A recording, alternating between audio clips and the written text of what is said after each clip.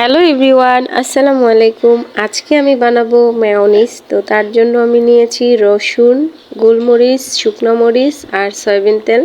এটা হচ্ছে লেবুর রস দিয়ে দিব একটুখানি। মেয়োনিজের প্রধান উপকরণ হচ্ছে ডিম। আজকে আমি একটা ডিম দিয়ে মেয়োনিজটা তৈরি করব। তারপরে দিয়ে দিলাম পরিমাণ মতো লবণ, চিনি, অনেকখানি চিনি দিয়েছি কারণ মিষ্টি আমার একটু বেশি ভালো লাগে। আর এটা হচ্ছে গুঁড়া দুধ, একদম অরিজিনাল বিদেশি দুলাভাইয়ে দিছে।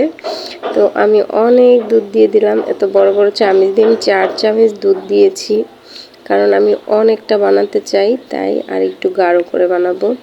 আর একটু তেল দিয়ে দিচ্ছি।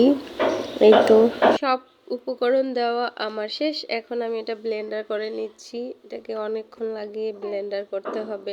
ব্লেন্ডারের জারটা একবার খুলে দেখলাম যে কেমন হয়েছে, তারপর আবারও ব্লেন্ডার করে নিলাম। তো এই তো দেখতেই পাচ্ছ যে আমার মেয়োনিজ একদম পারফেক্ট হয়ে গেছে।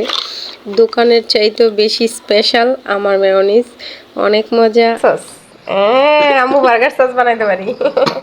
এখন থেকে বার্গার কিনে আনলে ঘরেই সস বানাইতে আমাকে দিব।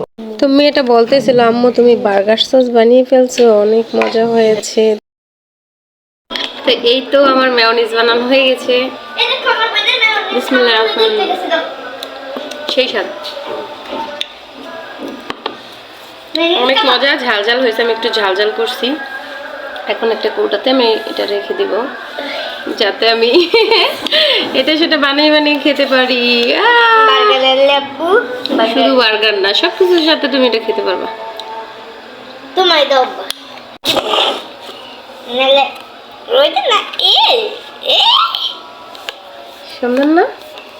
একটা ডিম দিয়ে আমি এক কোটা বানাইছি, আরো বেশি হয় বাট আমি বেশি বানাইলাম না। অনেকগুলো দুধ দিচ্ছি, তেল আরো লাগতো। যদি আরো তেল দিতাম তাহলে আমার একটা বড় একটা ডিব্বাতে এক ডিব্বা হইতো। বড় কি মানে এই সাইজের একটা ডিব্বাতে হইতো, বাট আজকে আমি তেল একটু কম দিছি এই জন্য। তাও মোটামুটি অনেক একটু দাও।